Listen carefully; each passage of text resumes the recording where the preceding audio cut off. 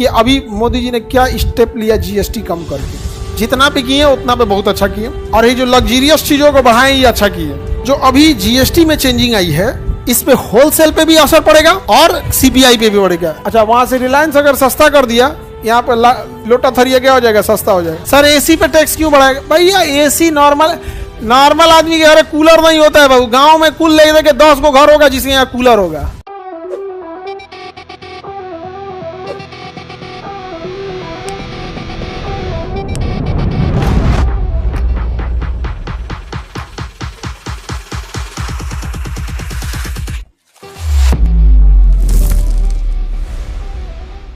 अब जैसे ही देखिए अभी मोदी जी ने क्या स्टेप लिया जीएसटी कम करके। जितना भी किए उतना पे बहुत अच्छा किए, और ये जो लग्जरियस चीजों को बढ़ाएं ये अच्छा किए। भाई एसी लगा रहे हैं आप, जाइए ना 28% का दीजिएगा, 40% में जाइए। नहीं समझे तो उसमें ना पंखा चलाइए, कूलर चलाइए। एसी तो लग्जरी की चीज है ना, लेकिन दिल्ली में कोई बिना एसी के रहना बड़ी मुश्किल होता है, बहुत भयानक गर्मी होती है। खैर वो अलग चीज हो गया यहाँ पे।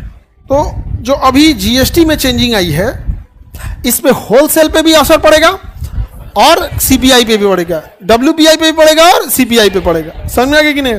हम जिस चेयर पे बैठे हैं इस चेयर का रेट बढ़ाना है ना तो होलसेल प्राइस इंडेक्स से आराम से बढ़ सकता है। इस चेयर में दो को चीजें यूज हुआ है, प्लास्टिक और स्टील। प्लास्टिक और स्टील, प्लास्टिक का प्रोडक्शन पेट्रोलियम इंडस्ट्रीज करती है। प्लास्टिक का प्रोडक्शन कौन करेगा? Petroleum industry. होलसेल में आएगा पेट्रोलियम भी, होलसेल में प्लास्टिक के छोटे छोटे पैलेट्स होते हैं ना, वो भी किस में आएंगे? उसमें। प्लास्टिक का कोई भी चीज बनता है तो या तो आप भारत पेट्रोलियम से खरीदिए या तो रिलायंस पेट्रोलियम से खरीदिए। छोटा छोटा प्लास्टिक का दाना देता है, चना के दाना बराबर, छोटा छोटा दाना देगा चना के दाना बराबर। जिस कलर का लेना है ले लीजिए वहां पे। अब बस आपका एक मोल्डिंग मशीन आएगा, एक मशीन आती है इंजेक्शन मोल्डिंग मशीन, वो छोटा छोटा दाना लीजिए और उसमें वो भर दीजिए। जैसे गेहूं पिसाने में कैसे भरा जाता है उसमें भर दीजिए। अब मशीन में जैसा सांचा देना है वहां से उसको मशीन में देंगे तो उसको पता चल जाएगा कि इस सांचा में कितना ग्राम प्लास्टिक लगेगा। उधर से प्लास्टिक लेगा, सांचा में डालेगा और सांचा में टेम्परेचर करेगा 600-700 डिग्री सेल्सियस गल के, और उसका सांचा उसको दबा देगा। जैसे दबाएगा तो उसका डिजाइन ले लेगा, चाहे बाल्टी का डिजाइन ले या मग का डिजाइन ले, कुर्सी का डिजाइन ले, टेबल का डिजाइन, कोना प्लास्टिक का ले लिया। यहाँ पे आपका प्लास्टिक बन रहा है, पीछे हाथ रिलायंस का है। तो रिलायंस कह रहा है कि भैया आप थरिया बनाओ, लोटा बनाओ, बाल्टी बनाओ, बेचो, हम तुमको प्लास्टिक के पैलेट्स देंगे जो उसके छोटे छोटे जो इंग्रेडिएंट्स होते हैं उसके प्लास्टिक के। वहाँ पे समझ में आ गया कि नहीं आ गया?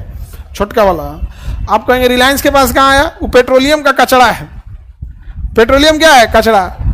रिलायंस के बाद बड़ की रिफाइनरी है, उसके बाद टेंशन फ्री है, फर्स्ट क्लास।